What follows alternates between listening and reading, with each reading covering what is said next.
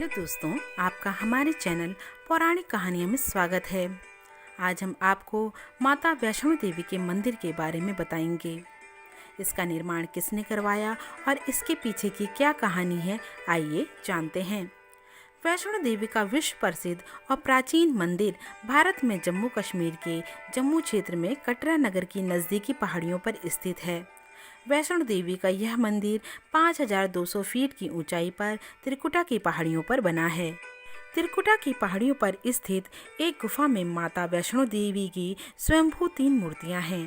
देवी काली, देवी सरस्वती और देवी लक्ष्मी पिंडी के रूप में गुफा में विराजित हैं। इन तीनों पिंडियों के सम्मिलित रूप को वैष्णो देवी माता कहा जाता है। इस स्थान को माता का भवन कहा जाता है।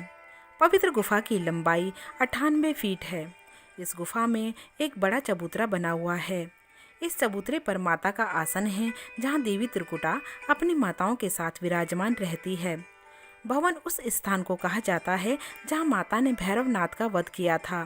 प्राचीन गुफा के समक्ष भैरव का शरीर मौजूद है और उसका सिर उड़कर 3 किलोमीटर दूर भैरव घाटी में चला गया और शरीर यहाँ रह गया। जिस स्थान पर सिर गिरा, आज उस स्थान को भैरवनाथ के मंदिर के नाम से जाना जाता है। कटरा से ही वैष्णो देवी की पैदल चढ़ाई शुरू हो जाती है, जो भवन तक करीब 13 किलोमीटर और भैरव मंदिर तक 14.5 किलोमीटर है। ऐसा माना जाता है कि इस मंदिर का निर्माण करीबन 700 साल पहले माता के अनन्य भक्त श्रीधर द्वारा हुआ था, जो कि एक ब्राह्मण पुजारी थे, परंतु वह बहुत गरीब थे। बस उनको माता रानी का सच्चे दिल, श्रद्धा और भाव से पूजा करना आता था। माता के प्रति उनका विश्वास अडिग था। श्रीधर का एक सपना था कि वह माता वैष्णो देवी का भंडारा करवाएं। किसी तरह माता की कृपा से श्रीधर ने भंडारे का आयोजन करने का शुभ दिन निकलवा लिया। बस फिर क्या था, खुशी खुशी श्रीधर ने गांव वालों व आसपास के क्षेत्र के लोगों को भी माता रानी के भंडारे का न्योता दे दिया।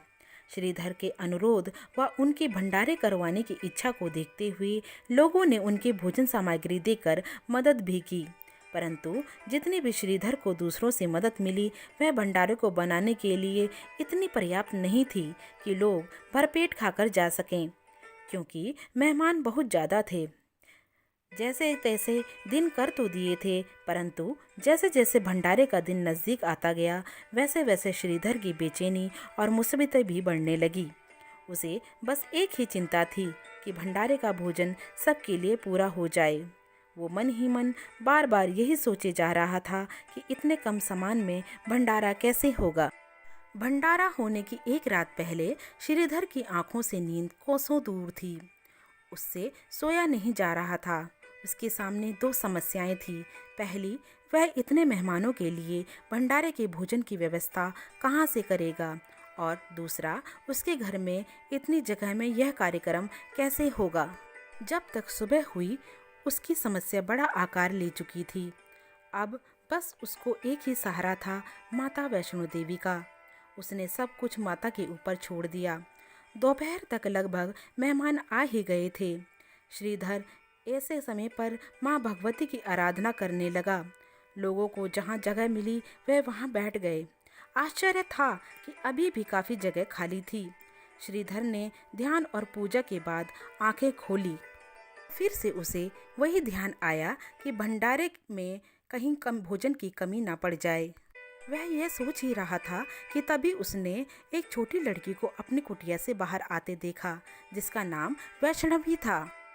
श्रीधर को समझ में आ गया कि हो ना हो यह माता रानी के चमत्कार से आई है। वह सभी को भोजन परोस रही थी। सभी भोजन के स्वादिष्ट होने की बहुत तारीफ कर रहे थे। भंडारा बहुत अच्छी तरह से संपन्न हो गए। इतने अत्यधिक लोग आए, पर किसी के लिए कमी नहीं हुई।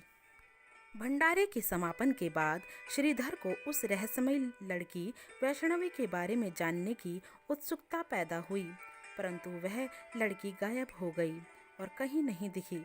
श्रीधर को बड़ा आश्चर्य हुआ।